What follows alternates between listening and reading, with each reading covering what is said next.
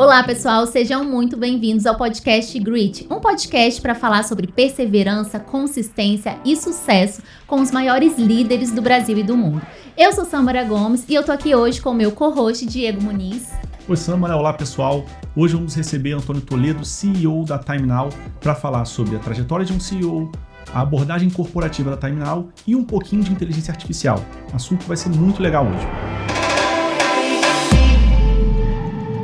E o nosso convidado de hoje é Antônio Toledo, assumiu o comando da TimeNow em 2018, quando a empresa já era consolidada no Espírito Santo, mas ainda tinha um perfil regional. Antes da TimeNow, passou pela Samarco, onde colegas destacam sua capacidade de análise sistêmica, visão de negócio e equilíbrio entre entrega e resultados e desenvolvimento de pessoas. Tem formação pela Fundação Dom Cabral e passou pela Sampo, Escola de Negócios. Sob seu comando, a TimeNow saltou de uma empresa local para uma das que mais crescem no Brasil. É reconhecido no mercado capixaba como o principal nome de liderança em engenharia e construção. Seja muito bem-vindo, Antônio Toledo. Eu que agradeço. Prazer estar aqui com vocês. Prazer, Antônio. Muito prazer te receber. Eu comentava mais cedo contigo que eu te conheci numa premiação. Você foi eleito o destaque empresarial do ano de 2025 pelo IBEF, aqui em Vitória, aqui no Espírito Santo, correto? Sim, isso. E é só mais uma de múltiplas premiações que você possui. Sim, os reconhecimentos são importantes, a gente fica muito honrado de receber reconhecimentos, principalmente do IBEF, que é uma instituição que eu acredito muito, que tem uma atuação muito forte aqui no Espírito Santo, mas no Brasil como um todo. Mas eu também preciso dizer que todo reconhecimento, em nenhuma das oportunidades que eu tive o prazer de receber, de dizer que todo reconhecimento ele é fruto de um trabalho coletivo. Né? A gente às vezes é só a face, a gente às vezes é só a representatividade daquilo ali, mas nenhum trabalho grandioso de fato impacte a sociedade, o ecossistema ou qualquer coisa minimamente onde a gente esteja inserido é fruto de um trabalho individual, é sempre fruto de um trabalho coletivo. Então, de novo, me sinto muito honrado, mas preciso sempre dizer que a gente não realiza nada sozinho, que se eu tive esses reconhecimentos foi porque o meu time e as pessoas ao meu redor sempre me ajudaram muito. É como uma equipe de futebol, né? O capitão levanta a taça, mas você tem toda a equipe trabalhando para aquilo. Exatamente. Todo reconhecimento é fruto de um grande trabalho coletivo. No caso da TimeNow, um trabalho coletivo de quase 2.500 pessoas, né? Que a gente precisa sempre se lembrar. Muitas delas no interior, em plantas industriais, em lugares remotos, com dificuldade de acesso. Então, eu sempre compartilho e digo que todo reconhecimento, toda conquista minha ou da própria TimeNow é fruto desse baita time que a gente tem aí no Brasil todo e nos Estados Unidos. Legal. Parabéns por isso. Obrigado. E essa mensagem chega na ponta final? Chega nesse rapaz que está lá no interior, trabalhando, início de carreira? Como é que eu te responderia, né?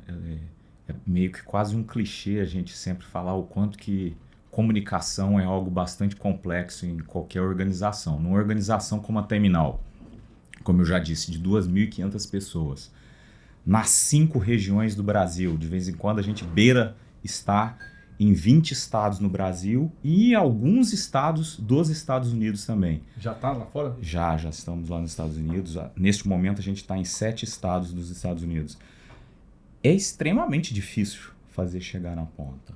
A gente precisa primeiro reconhecer essa dificuldade, para que a partir dela a gente entenda que ainda que seja difícil, a gente precisa envidar todos os esforços para que isso minimamente tente acontecer, né? Então, na TimeNow, eu sempre fui muito diligente com a comunicação, com a gente colocar esforço, energia, criatividade, novos mecanismos, para que a gente, de fato, atinja todo mundo que está nas pontas.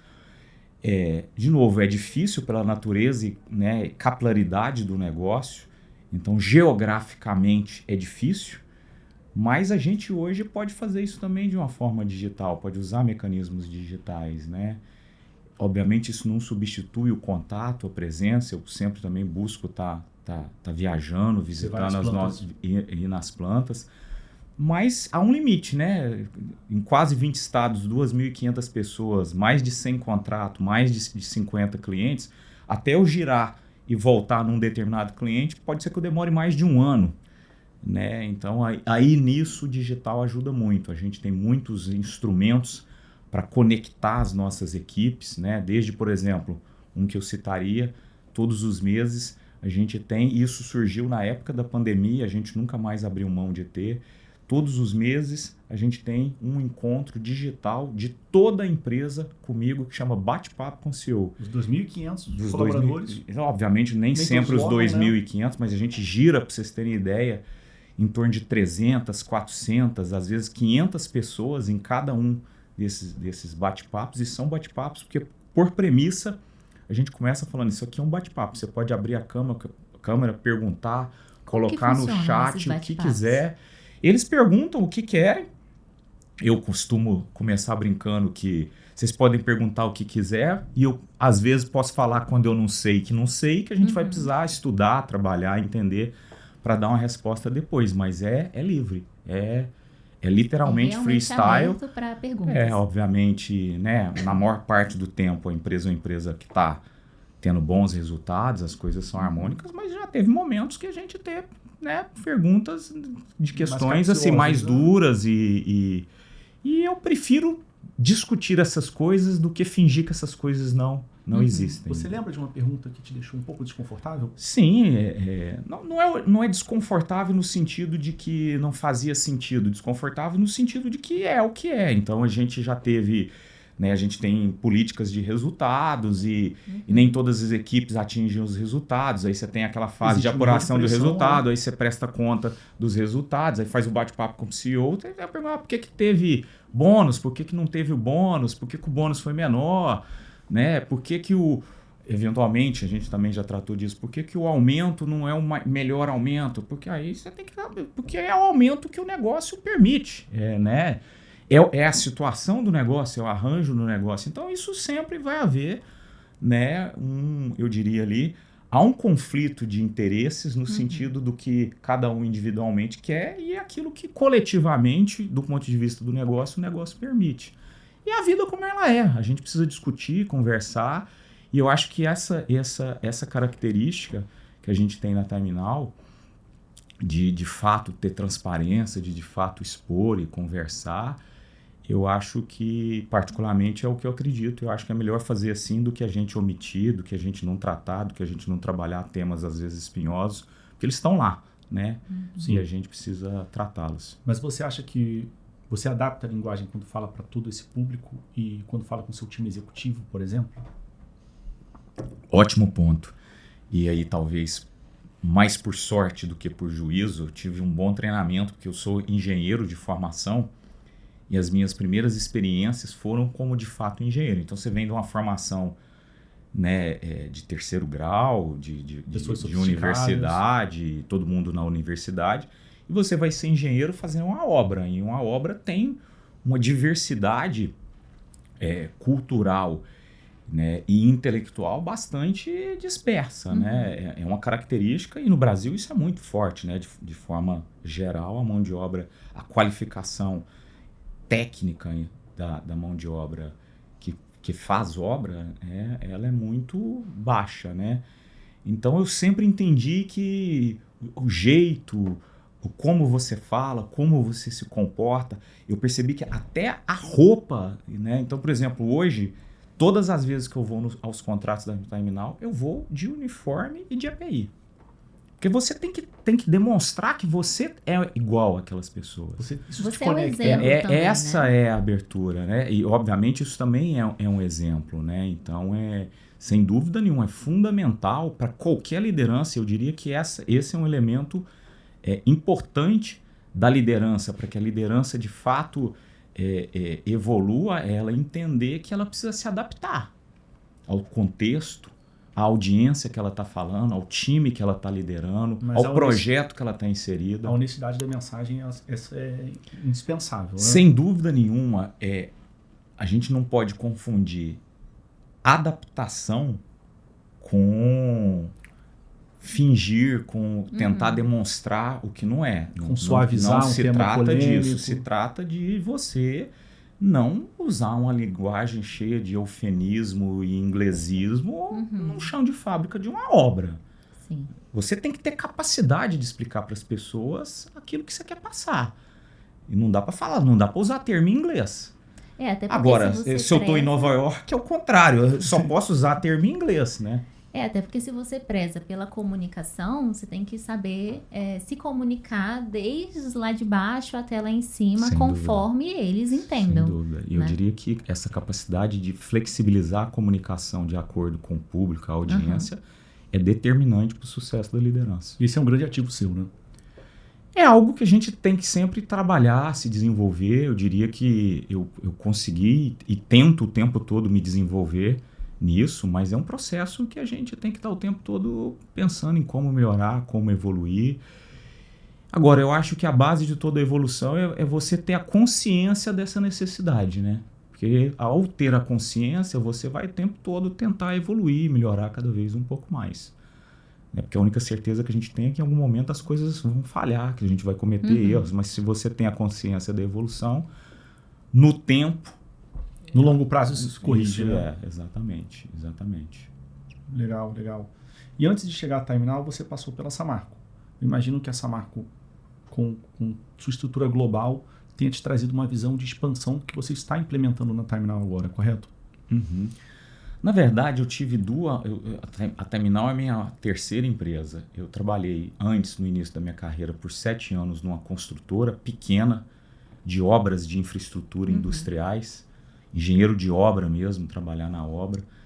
E aquilo ali também foi uma grande escola, porque uma empresa pequena também te permite conhecer de tudo, né? Você precisa ser um pouco RH, um pouco financeiro, muito engenheiro, mas não só engenheiro, e entender todos os aspectos do negócio. Como foi um tempo relativamente grande, em uma empresa muito pequena que passou por altos e baixos, aquilo ali te dá um entendimento dos negócios muito interessante. Eu acho que acelera muito carreira. Eu às vezes falo, as pessoas às vezes eu acho assim, se a gente pudesse começar a carreira numa empresa menor, o problema é que você não tem a certeza que depois você possa passar para uma maior, né? Sim. Mas se fosse por uma questão de trajetória, idealmente era melhor começar numa empresa menor, porque você conhece todos os processos de negócio, você consegue ter uma visão do negócio como um todo, e eu acho que isso acelera muito carreira. E aí eu fui para Samarco e, de novo, isso acelerou muito minha carreira na Samarco, porque eu conseguia ter uma noção de todos os processos de uma forma, de um nível de conhecimento e de experiência que dificilmente eu teria isso no período que eu tive nessa empresa menor. E na Samarco foi uma jornada muito, muito interessante. Foram 12 anos na Samarco, passei para as mais diversas áreas e funções e situações também, situações, né? Cargos de liderança, situações boas, positivas no Brasil, fora no Brasil, tive na China, fui em um monte de países e passei também pelo episódio da barragem, que também é um aprendizado, né? Eu também costumo dizer, a gente só controla aquilo que está nas nossas mãos, aquilo que não está nas nossas mãos, a gente precisa minimamente aprender e evoluir a partir daquilo. Então aquilo foi um episódio que eu carrego comigo, obviamente do ponto de vista técnico, não tem nada a ver com o que aconteceu na Samarco, mas do ponto de vista de aprendizado de vida, aquilo me deixou marcas que eu carrego e que são aprendizados, né? Do ponto de vista de crise, do ponto de vista de lidar com toda aquela situação, do ponto de vista de como é que as emoções no fim do dia estão intrinsecamente ligadas ao negócio, e é na crise que você vê que as coisas não se separam, e marca, e percepção, e como fazer, e o que tinha de forte, o que não tinha de tão forte. A gente precisa dizer, obviamente, aquilo foi um baita problema da Samarco, mas como a empresa era forte do ponto de vista de cultura e valores, porque ela está aqui até hoje. Sim. Quantas sobreviveriam? Ela foi muito resiliente. Quantas sobreviveriam àquilo? Então, vocês vejam que tem valor, tem cultura, tinha um ativo nesse sentido ali na Samarco, que a gente precisa reconhecer. E que reagiu muito rápido, né, Toledo? Porque as grandes corporações têm dificuldade em entregar velocidade. Nesse caso, a Samarco foi muito rápida. Sim, obviamente essa rapidez vai ter ângulos e percepções muito diferentes, né? Mas o problema é tão grande, né, que a gente precisa entender que tem um tempo para equacionar aquilo ali. E aquilo foi um baita aprendizado e eu carrego comigo até hoje. De vez em quando as pessoas chegam, eu tô com um baita problema, o mundo tá acabando. Eu falo, cara, senta aqui, deixa eu te contar uma história que você vai ver que não é tão grande assim, que dá pra gente resolver. E talvez esse seja um grande aprendizado, né? Assim, é muito triste, pessoas morreram, um impacto grande no meio ambiente, né? A própria empresa reconhece isso e trabalha para se recuperar a partir disso. E também isso é uma coisa muito bacana que a Samarco tem trabalhado. Mas houve sim um impacto e a partir disso você aprender, evoluir e criar memórias para que não se repita, para que a sociedade evolua a partir disso. Eu acho que aprender será sempre algo de positivo, mesmo numa crise tão negativa quanto foi aquela. Perfeito. E você consegue ver o impacto disso hoje na sua gestão, agora na TimeNow? Muito, muito, muito. Eu diria que hoje é muito difícil você dissociar. Eu estou falando no meu caso, mas eu acho até que para todas as pessoas que viveram aquilo, o exercício da atividade de liderança, ou até mesmo você enquanto uma pessoa, depois de um evento tão impactante quanto foi aquele, né? Eu passei por aquilo, a gente viveu aquilo, participei de todo o trabalho durante 2 anos de remediação, de lidar com aquilo e sem dúvida nenhuma, muda totalmente a tua percepção de como ser, de como encarar os negócios, de como liderar e sem dúvida nenhuma, é uma mudança. E eu vou fazer a pergunta agora voltada pro que aconteceu antes da Samarco. Ter vivido a experiência de empresa pequena, de ser hands-on, de trabalhar financeiro, engenharia, gestão de pessoas, te ajudou durante a crise da Samarco? Te fez um executivo melhor naquela função? Especificamente, eu acho que na crise não. Eu acho que isso me ajudou muito na carreira na Samarco. Né? Eu entrei muito rapidamente, tive uma promoção, porque eu já tinha elementos e uma bagagem de experiência que eu conseguia ter uma caixa de ferramentas que me permitia responder às questões ali naquele determinado momento. Então, os seus colegas não tinham? É porque nem todo mundo, né, vem de empresa menor, então muitas pessoas já tinham começado a carreira ali na própria Samarco, é muito comum isso na Samarco, pessoas de carreira muito longa, então isso acaba, sem dúvida nenhuma, ajudando. Claro, alguma coisa disso também deve ter ajudado ali no momento da barragem, mas eu diria que ajudou até mais antes do que especificamente ali naquele momento. Perfeito, perfeito. Bom, Toledo, perdão. O nosso programa se chama Grit, porque nós acreditamos que a perseverança ela prevalece em relação ao talento, à habilidade, e ela combinada com o talento, com a habilidade, faz uma máquina de resultados. Te leva à próxima página, te leva a alcançar o objetivo. E nós vemos aqui, desde 2018, você é o CEO da TimeNow, você cresce a empresa a 2 dígitos regularmente, e você tem o desafio de internacionalização da marca. Se eu não me engano, você tem o desafio de atingir 25% de receita vinda de fora do país até 2030. Onde o Grit vai entrar para você alcançar isso? Eu acho que eu diria que entra em todos os momentos, né? Você usou Grit, né? A palavra perseverança.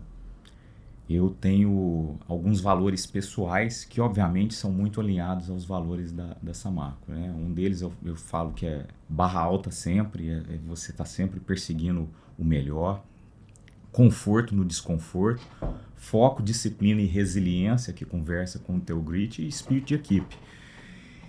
Eu diria assim, a posição de CEO é uma posição muito solitária e de muita responsabilidade. Às vezes eu uso uma frase com a turma, falo assim, cara, às vezes as pessoas, e principalmente os mais jovens hoje, têm uma aspiração, e eu acho positivo você ter uma ambição de evoluir, de crescer, mas eu costumo dizer o seguinte, ser CEO não dá ROI do ponto de vista financeiro.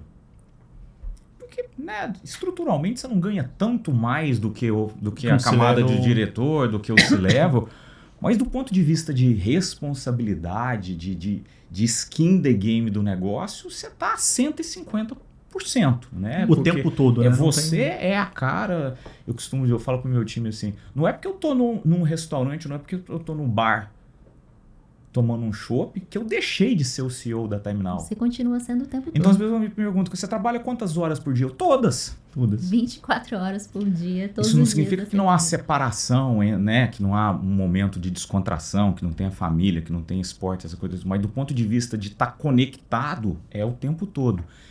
Então, não é sobre dinheiro. Se liderar uma organização não é sobre dinheiro. É sobre qual legado você quer deixar. Qual história você quer construir para que as pessoas contem de você depois que você não estiver lá. Porque passa. E aí, qual história que vão contar de você?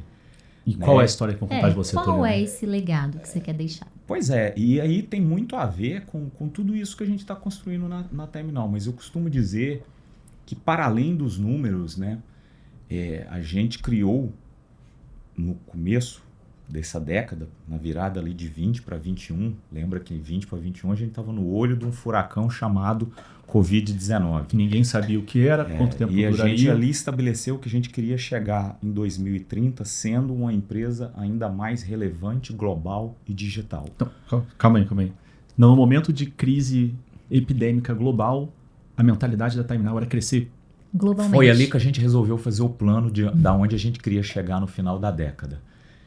E a gente está on track nesse plano. A gente está seguindo hoje. Esse plano e nós já estamos do meio, né, da metade para o fim, né? E essas 3 palavras elas são muito interessantes porque relevância e aí que eu acho que conversa muito com o legado. Relevância para a gente tem a ver com causar cada vez mais um impacto positivo na sociedade onde a gente está inserido. Uhum. Obviamente, você vai causar um impacto maior se você tiver uma receita maior, se você tiver mais colaboradores, mais famílias impactadas, mais clientes, maior a sua área de influência. Mas isso tem que ser positivo. Não pode ser a qualquer preço. Né? E a gente, infelizmente, tem exemplos de qualquer preço, de crescimento a qualquer custo. A qualquer custo no Brasil. A gente não quer necessariamente ser a maior. A gente quer ser relevante e relevante causando um impacto positivo. Global, porque a gente acredita que não precisa ser só no Brasil, até por uma questão de diversificação, de negócio, de geografia. E digital, porque não tem como não ser digital no mundo hoje.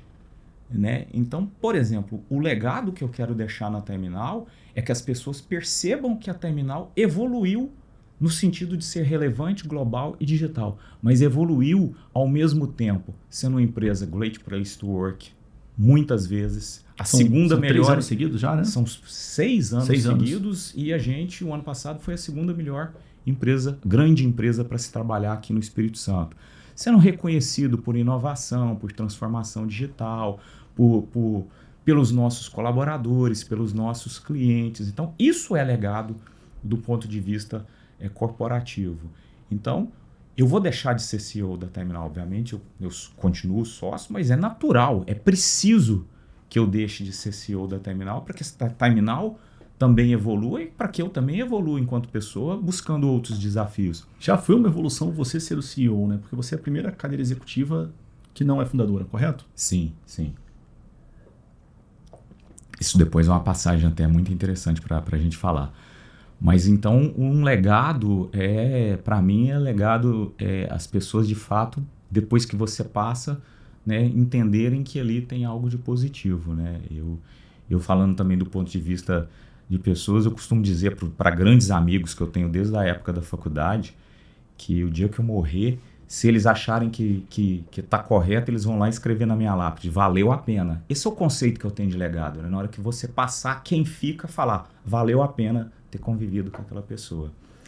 Mas do teu ponto, isso é muito interessante também na Terminal, e eu acho que isso também é um legado que aí, neste caso, uma construção feita pelos fundadores, né? Os fundadores que fundam um negócio, que se a gente cresceu muito nos últimos anos, a gente só cresceu muito nos últimos anos porque tinha uma base sólida lá, senão nada disso seria possível, né? Então, o que o Francisco e o Sérgio construíram, né, nos pouco mais de 20 anos da empresa até eu chegar, são alicerces que suportam tudo aquilo que tem vindo depois.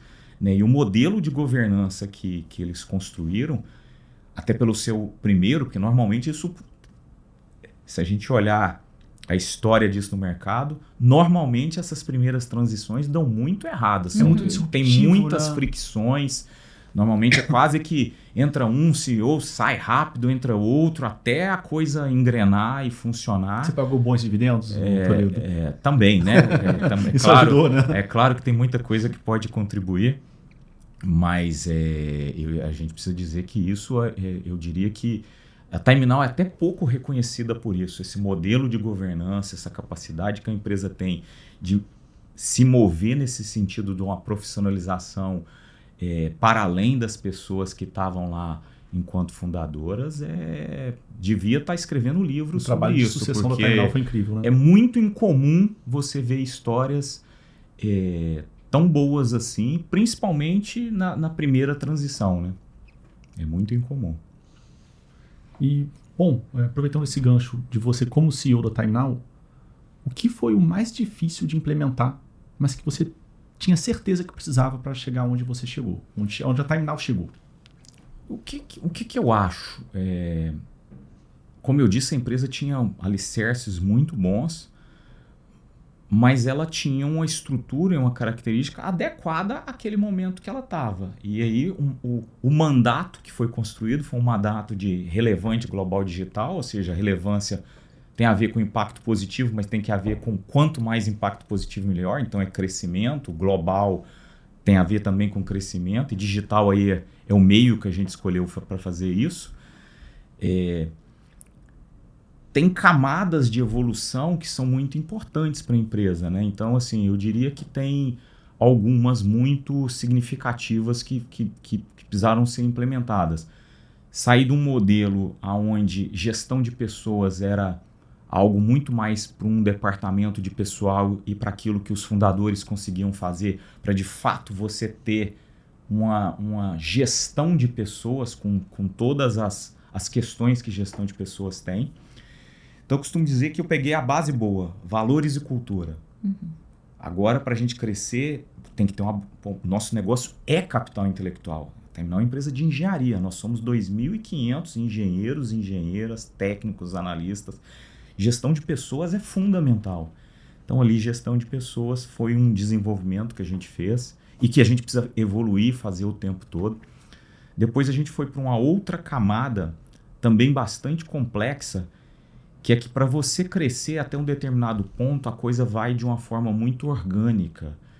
E principalmente como a TimeNow, dentro desse alicerce, ela tinha uma imagem muito positiva, sempre teve aqui no Espírito Santo, junto aos clientes. Isso muito antes de mim. É um orgulho capixaba, né? Muito antes de mim já era. E, de novo, muito daquilo que Francisco e Sérgio fizeram. Então as coisas vêm orgânico, mas só que isso tem um limite. Se você quer de fato ser uma empresa no Brasil todo e fora do Brasil, você tem que criar uma outra camada, que aí tem a ver com marketing e vendas. É você criar uma marca, essa marca ser conhecida, você criar instrumentos de marketing para que as pessoas que nunca... Porque é um orgulho capixaba, mas não é o orgulho do Rio Grande do Sul. Provavelmente ninguém lá sabe da TimeNow em muitos rincões do Rio Grande do Sul. Então, só tem um jeito de fazer isso, é marketing, né? Então também é uma outra camada de evolução corporativa que a gente fez.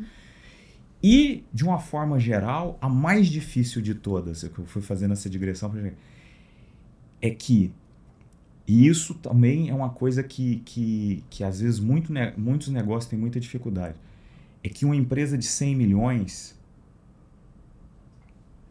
não é a mesma empresa de 300, não é a mesma empresa de 600 e não será a mesma empresa de 1 bilhão. O nome, os valores e a cultura, mas os processos, a dinâmica, como aquilo opera, muda completamente. Então, um grande desafio que eu sempre enfrentei e continuo enfrentando, porque a empresa continua crescendo, é mostrar que, às vezes, para as mesmas pessoas, aquilo que você sempre fez até os 100 milhões não vale quase nada para essa empresa de 300 milhões. Ou, às vezes, é só um pedacinho daquilo que agora a gente precisa fazer diferente e melhor num outro patamar de empresa. Isso é muito difícil, isso é muito complexo dentro do mesmo negócio. Especialmente quando se fala de pessoas, né, Toledo? Porque talvez as pessoas que levaram a empresa a 100 milhões não vão ser as pessoas que vão levar os 300. Exatamente. E aí alguns vão ficar, outros vão sair, e você vai ter um giro disso. Mas assim, é importante que as pessoas entendam que essa é uma evolução, né? Que às vezes aquilo que dava não dá mais. Aquilo que era suficiente não é mais. Aquele jeito de fazer não é mais. Ou seja, em time que está ganhando não se mexe, não é uma verdade no mercado corporativo. Não é uma verdade no mundo corporativo. Pelo contrário, é preciso mexer nos times o tempo todo, porque o contexto vai mudando. Né? O contexto, seja o seu contexto interno ou o contexto de onde você está inserido, muda o tempo todo. Então. Mas você é uma empresa, você lidera uma empresa que bate todas as metas, que tem alcançado os resultados. Tem superado, tem superado os resultados. Ainda assim tem mudança, né, no time, na estratégia?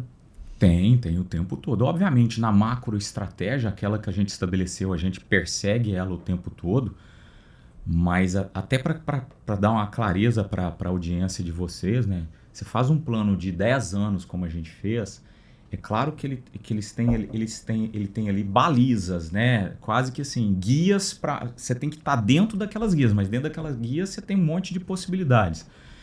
E depois você precisa quebrar aquilo, a gente chama de jornada trianual, então a gente quebra, e dentro da jornada trianual você tem o orçamento, então você vai quebrando aquilo e para que você vá estabelecendo os objetivos de curto, médio prazo para que você atinja os objetivos de longo prazo.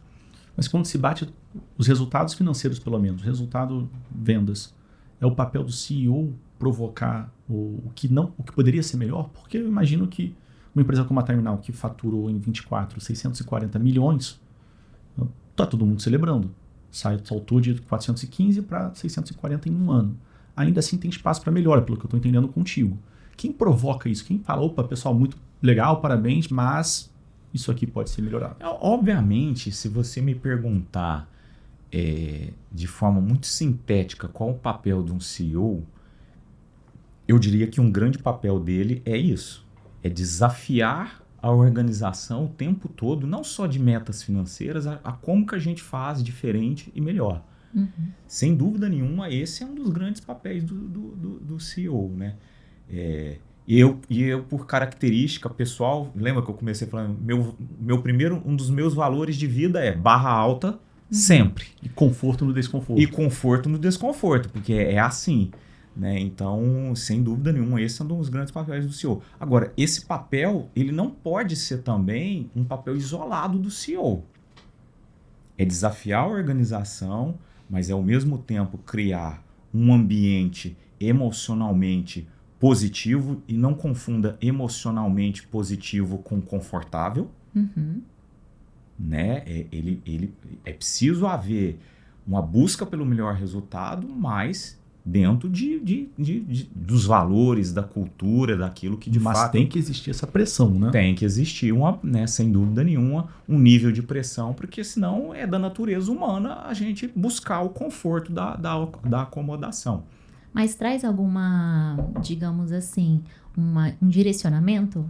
Além da provocação, além de criar o ambiente, traz uma direção para o...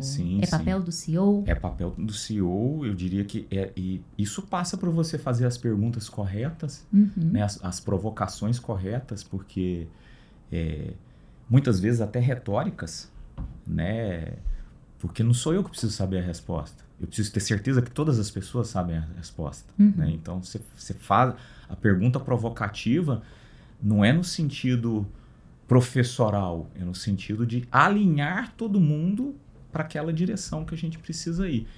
E isso é todo dia. E às vezes eu falo assim, poxa, às vezes para os estagiários, para a turma nova, tentando, o que o CEO fala? Fala assim, o que o CEO faz? Eu fala a mesma coisa milhões de vezes. Porque é só assim que as pessoas vão se alinhando. Porque senão não precisava, porque tá tudo lá no plano. Tá no plano, tá no triênio, tá no orçamento, então não precisa de mim.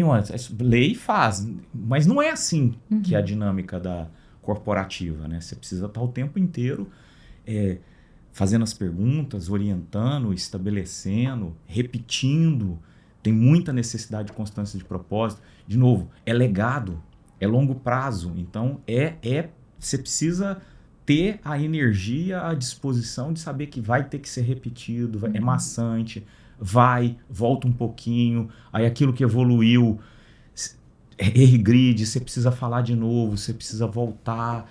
É por isso que eu falei que é muito mais sobre legado, é muito mais sobre ambição de construir isso, porque senão você desiste no meio do caminho, né? Porque é de fato, do ponto de vista físico e pessoal, cansativo. Então, se não tiver um propósito, um desejo genuíno de construir, não vai funcionar. Mas essa criação desse ambiente emocionalmente, como que é criado esse ambiente?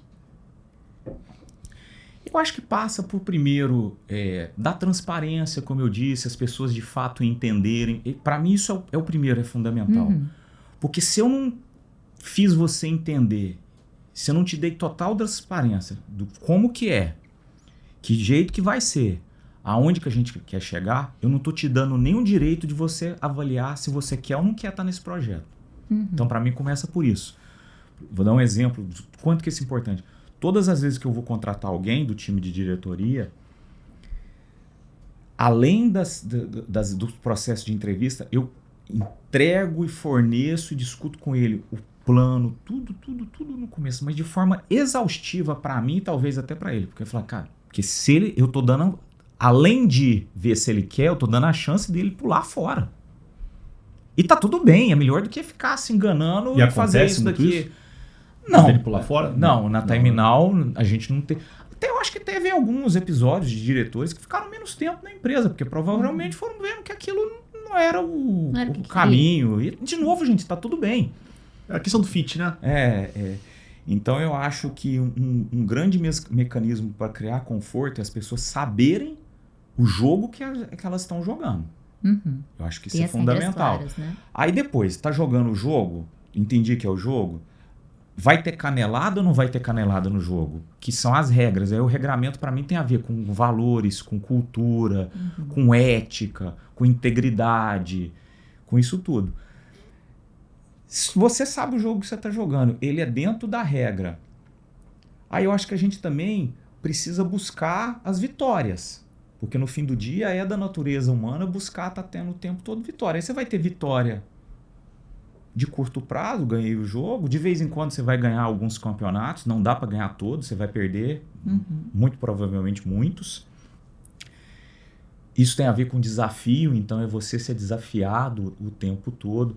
Então, o que eu acredito? Se você, de forma muito transparente, você sabe no que você está entrando e qual é o objetivo da empresa, onde que ela quer chegar, qual é a estratégia. Você está bem com o regramento corporativo, que para mim tem muito mais a ver com valores e com cultura do que com política, porque as políticas refletem os valores e a cultura. E você está desafiado, o campeonato está legal, você está jogando a liga. Poxa, não dá para você, júnior, querer jogar Champions League. Sim. Né? Você não vai se sentir bem. Né? Eu acho que se isso tudo está alinhado, eu acho que é isso que permite as pessoas acreditarem no projeto. De novo, vai ter dia que vai tomar de goleada, vai ter dia que o jogo não vai ser legal, vai ter dia que vai ter conflito no vestiário. É assim que funciona na empresa também. Mas se todo mundo souber que é assim que funciona, a gente vai estar junto no mesmo projeto, no mesmo propósito. Os Estados Unidos são a sua Champions League? Sem dúvida nenhuma. A escolha para os Estados Unidos, a gente estudou muito, né? Quando a gente falou que queria ser global, tem o globo inteiro para você ir. Você pode ficar na América Latina, você pode ir para a Europa, você pode ir para a China, você pode ir para os Estados Unidos. Na característica do nosso negócio, do ponto de vista do ir, não mudava muito o grau de dificuldade. Então, se é difícil ir para qualquer lugar, vamos para a maior economia do mundo, que você fez a analogia da Champions. Concorda? Porque se vai dar trabalho, e aí, de novo, conversa um pouco, o meu valor é barra alta sempre, mas, né, a gente vê muita gente falar de sonho. Cara, já que é para ir, sonho grande, né? Mete o pé e vamos para a maior economia, vamos para a América. E a gente tem sido muito bem sucedido. de novo, muito trabalho coletivo, mas também muito para as pessoas que a gente está lá, ou, por exemplo, o country manager nosso lá, o Renan, um cara que começou trainee, começou estagiário formado na base. E que acredita no projeto, que comunga dos mesmos valores, da mesma cultura, né? E que aí topa, cara, eu vou começar... Eu tô sendo promovido da Liga A para Champions, é lógico que eu vou começar perdendo. Primeiro ano é como é que a gente faz para não ser rebaixado. Você ainda não é o Real Madrid? Não, é sobreviver. No segundo ano, poxa, agora eu vou tentar melhorar um pouquinho.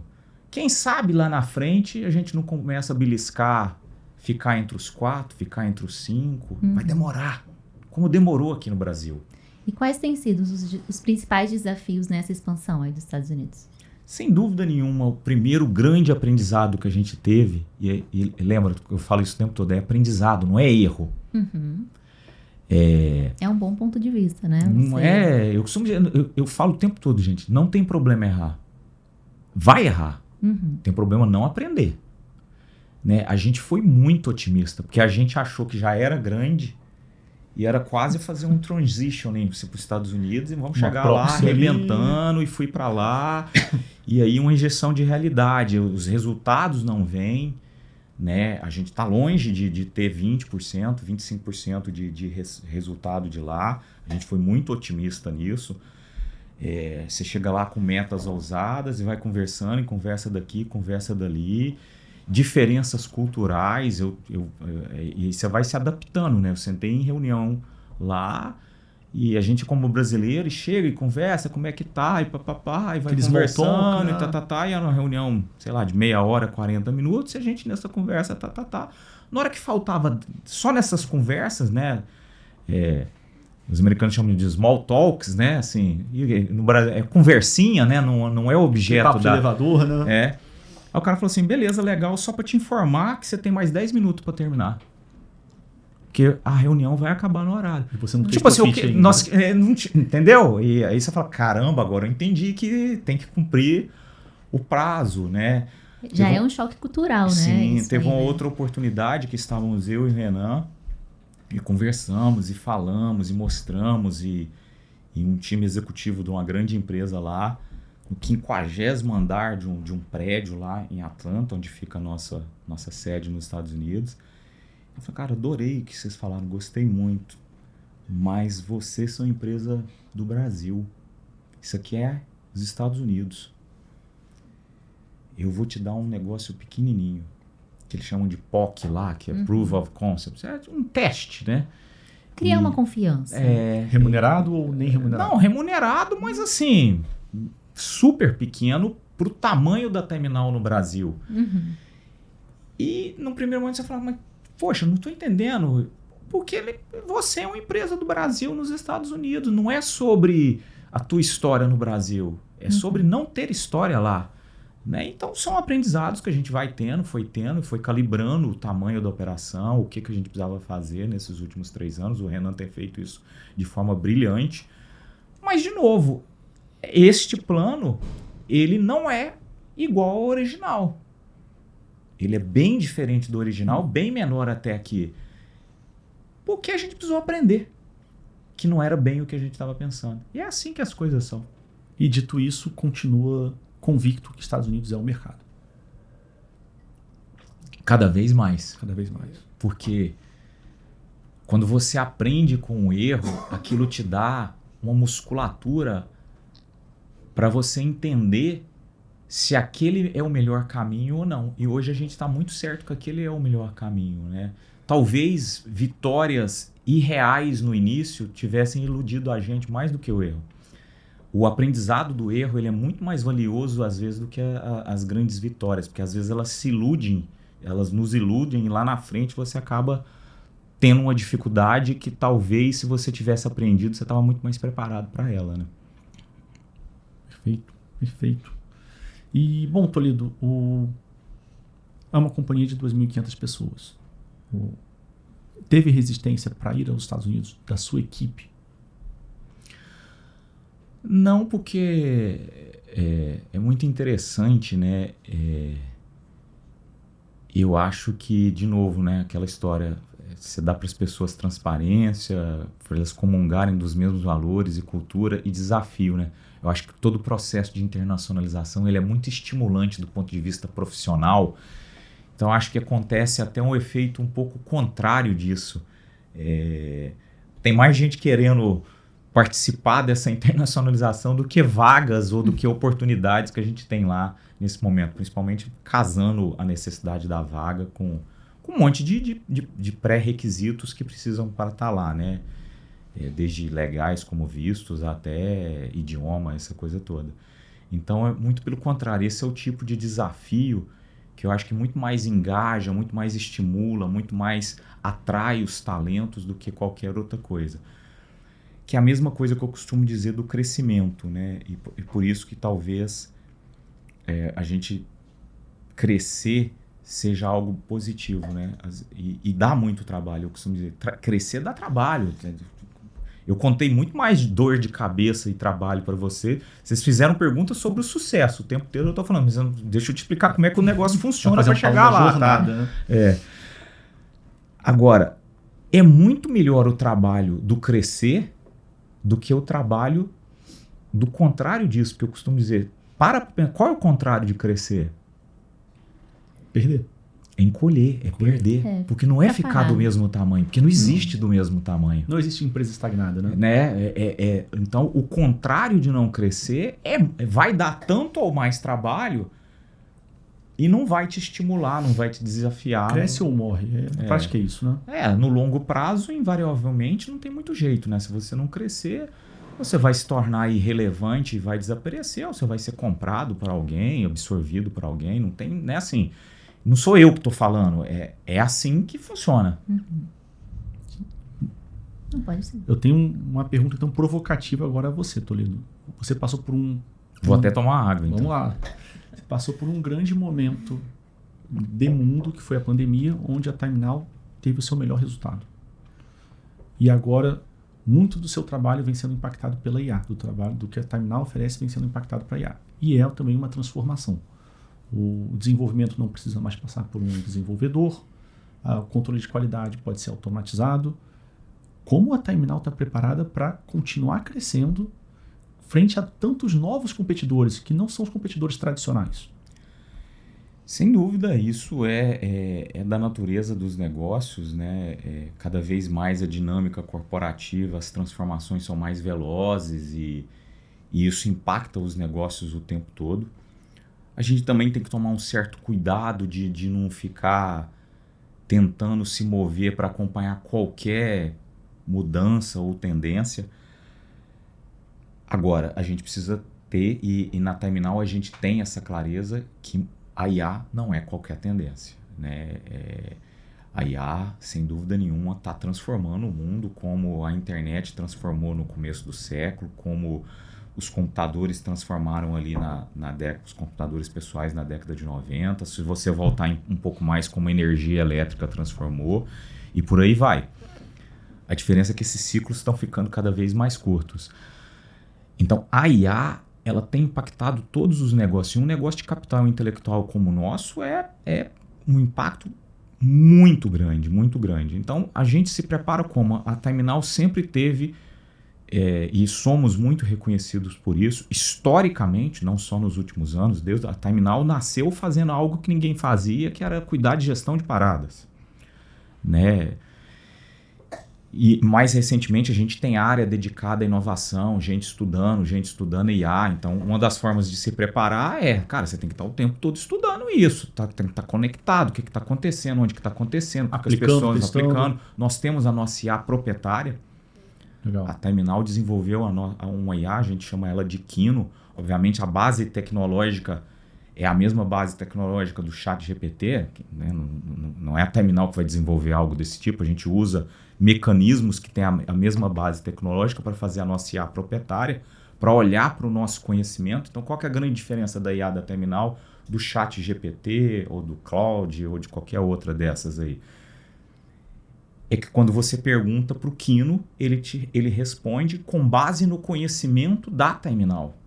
Isso é um desenvolvimento interno da empresa que tem 1 ano, está fazendo agora pouco mais de um ano. Pegou todo o histórico, Tudo que a gente conseguiu agrupar de conhecimento, que não necessariamente é tudo que a gente tem, porque infelizmente se perde, em 30 anos muita coisa se perde, mas tudo que a gente conseguiu acumular, você vai no Kino e o Kino te responde com o conhecimento da Terminal. Ele traz o link, ele traz a resposta, ele traz a política, o formulário, o checklist, por aí vai. Ou seja, um competidor não consegue entregar isso.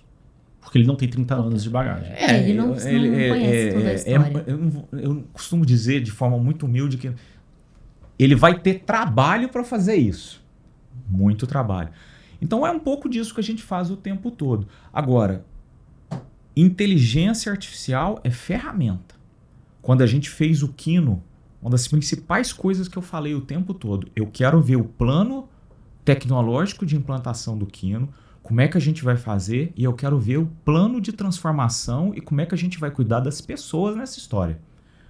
Porque a ferramenta Kino, se eu não convencer as pessoas a usar, se eu não mostrar para as pessoas valor, se as pessoas não perceber que aquilo muda a vida delas, ele é só uma ferramenta legal.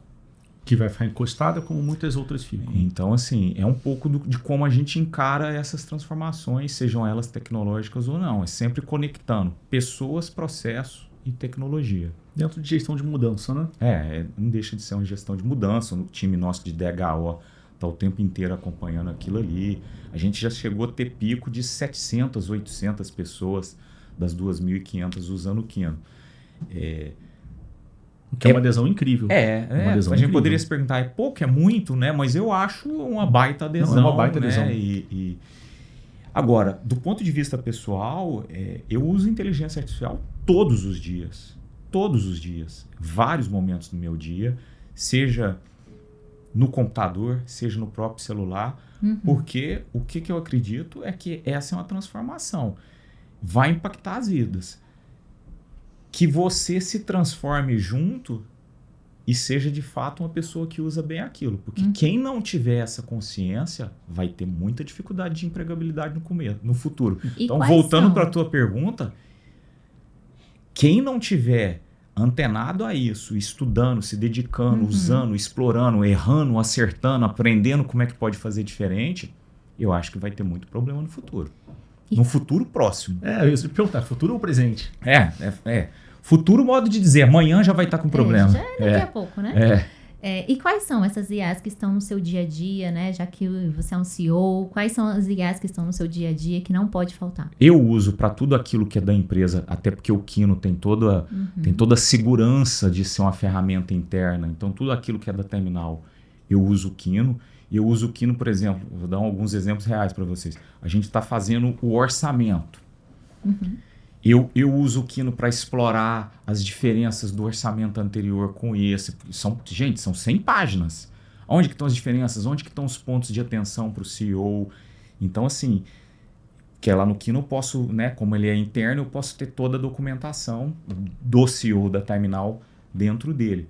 Mas eu uso várias, então eu uso o Claude, eu uso o ChatGPT e basicamente eu uso essas duas, eu uso também o Gemini, porque tem coisas boas de uns de outros, mas eu recomendo para quem for começar a usar, começa usando profundamente uma, mas eu uso, gente, eu comecei a usar o ChatGPT em 2024. Ele estava começando, ele não era ainda hypado. E, por exemplo, todos os dias eu tenho um agente que ele fala para mim tudo aquilo que está acontecendo no mercado de gestão de projeto e engenharia, aí os impactos disso para empresas como a Terminal e o que eu como CEO devia fazer para que todo dia de manhã, às 8 horas da manhã, o meu agente joga para mim, para o meu e-mail, o teu briefing. Esse briefing de começo do dia. Todo dia você já recebe um problema que você já tem que saber que daqui a pouco eu tenho que resolver isso aqui. Automático, né? Então, assim, isso foi eu mesmo que fiz. Não foi a turma da TI que fez para mim. A turma da TI vai me ensinando como fazer, mas eu fui lá mesmo e fiz o meu. Então, isso me faz um líder corporativo melhor. E moderno. Os que não estão fazendo podem ter problema, né? Então, eu gosto de dar sempre o meu exemplo para as pessoas. da terminal. Eu falo, cara, se você, eu uso assim, eu uso todo dia. Você não está usando, repensa. Quer ver outra coisa que eu tenho falado para os meus diretores e para a minha turma de pessoas? Vocês estão fazendo pergunta para qualquer processo de seleção, e aí elas falavam, não, agora nós vamos fazer para todo mundo, para qualquer cargo. Você usa IA? E a recomendação para isso é, se a pessoa falar que não usa IA, gente, não contrata e ainda ajuda a pessoa. Fala, cara, tenta usar porque isso está te atrapalhando. Porque como é que você põe numa empresa de 2.500 pessoas de capital intelectual, pessoas que não estão nem manuseando IA? Claro que, né, isso vai depender um pouco do cargo, mas maior ou não menor faz medida, mas não faz sentido. Não faz sentido, não faz. Tem que ser pauta de pergunta na entrevista de até uma pergunta seleção. Provocativa, né? Uso, tá bom. Quais? Qual? Como? Em que momento? Nós trouxemos um diretor o ano passado e eu perguntei, você usa? Usa. E era diretor, como você usa? Como te ajudou? Que jeito te ajudou? Qual resultado você está obtendo? Me dá um exemplo. Como é que está funcionando? E como é que você aprendeu a usar? Como é que você como é que você vai o tempo todo evoluindo no uso disso? Né? E ele me deu, que entrou, ótimas respostas nisso, tanto é que está conosco. Mas respostas negativas dão um sinal. Né? Então essa é um pouco da crença que eu tenho com relação ao IA. Se você não está concatenado com o tamanho do impacto que isso está trazendo para a humanidade, cuidado, eu acho que você vai ter um problema se já não estiver tendo. E uma pergunta agora dura, Toledo. A IA vai tirar empregos? Vai. Obviamente, numa mão ela tira, na outra mão ela pode estar criando outros. Se a proporção é igual, acho que é um grau de profundidade que a gente precisa de mais tempo, de mais estudos. Mas vai criar. Existem automações e mecanismos repetitivos, gente, que não faz o menor sentido. Então, na própria terminal, a diferença é que na terminal a gente não está mandando ninguém embora por conta disso, porque a gente é uma empresa que está crescendo o tempo todo. A gente está o tempo todo contratando pessoas. Então, se você deixa de fazer uma coisa, vai fazer outra coisa. Né? Porque a gente está crescendo. Talvez se a gente não estivesse crescendo, isso poderia ser diferente. Mas, invariavelmente, tarefas repetitivas, estudo, pesquisa, essas coisas, isso é hoje, não inteligência é de mercado já é produtividade, inteligência de mercado, geração de conteúdo, geração de texto. Então, dá um exemplo, geração de conteúdo, geração de texto. Não vou falar que elimina 100%, porque eu acho que a pitada humana ela é fundamental. Mas antes eu precisava de 3, 4 pessoas para criar texto, gerar conteúdo de marketing, por exemplo. É óbvio que eu não preciso mais de 3, 4 pessoas. Concordo? Talvez eu precise de uma para validar, para colocar a pitada humana. Pra não deixar passar aquele texto do prompt. Né? Entendeu? Mas então é direto, o impacto é direto, né? Então por isso que eu acho que as pessoas estavam usando, né, programação, o impacto que tem na programação a IA, né? Não é uma coisa que a terminal faz.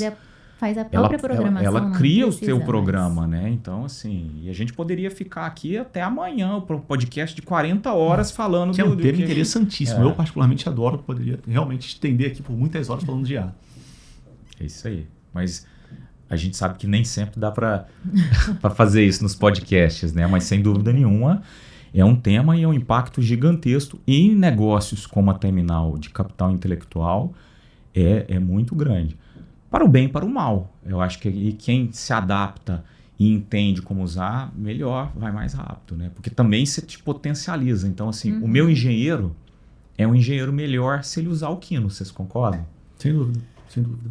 Ele é mais competitivo, ele dá melhores respostas para o cliente, portanto, a terminal fica melhor a partir da IA. Também é outro jeito de ver. Bom, a gente falou um pouco de legado aqui, né? E eu gostaria de fazer uma pergunta para a gente já ir encaminhando para o encerramento, que é qual mensagem você gostaria de deixar para os próximos CEOs, né? Você pegou uma empresa que já carregava aí um legado, você está dando sequência, e para os próximos CEOs que virão após você? Eu começaria dizendo muito grit, Sem grit não adianta. Toda vez que você tiver muita dificuldade para tomar uma decisão, se lembra dos valores da cultura da empresa. Não tome uma decisão que se te desvie disso. Ela não vai nunca valer a pena. E vai ser e sempre será de pessoas para pessoas. Não é sobre você. Seu cargo passa, mas vai ser sempre de pessoas para pessoas. Não esquece dessas coisas. Você vai precisar de ter muita resiliência, força de vontade, constância de propósito. A gente pode resumir, como eu disse, em grit. Não abre mão dos valores e da cultura. E faz junto. É gente, é sobre gente. Tem IA, tem IA. Tem robotização, tem robotização. Tem máquina, tem máquina. Tem ferro, aço, construção, tem. Mas nada disso funciona sem gente. Então, se fizer essas 3 coisas e, obviamente, tiver competências, capacidades, que obviamente tem, senão a gente não estaria colocando lá na Timenal, no meu lugar, eu acho que com essas 3 coisas a pessoa vai bastante bem, tá? Excelente. Diego, você tem mais uma pergunta? Muito bom, não, só agradecimento, Toledo. Muito obrigado por estar aqui conosco. Foi um prazer te receber. Conversa muito boa. Legal, obrigado. Prazer estar aqui com vocês. Quem sabe depois a gente faz aí um podcast de 40 horas sobre IA. Exatamente. Antônio, muito obrigada. Foi um grande prazer te receber aqui. E compartilha com a nossa audiência por onde elas conseguem te acompanhar. Bom, primeiro, se vocês quiserem acompanhem a Timenal. A Timenal está em todas as redes sociais, LinkedIn, Instagram e também no nosso website, timenal.com.br. E eu também estou no LinkedIn e no Instagram, Antônio Toledo, só me procurar lá, fazer conexão que a gente conversa e bate um papo. Excelente. E quem quiser nos acompanhar, siga nossas redes sociais, compartilha, Grit Podcast. E quem quiser me acompanhar também, @samaragomes, _, e Diego, como que te encontra? Diego Muniz no LinkedIn e Diego.muniz no Instagram. Que vai abrir o perfil, Vou abrir o perfil, ele é fechado, mas eu aprendi que eu preciso abrir o meu perfil. Mais uma vez, Antônio, muito obrigada e até o próximo episódio.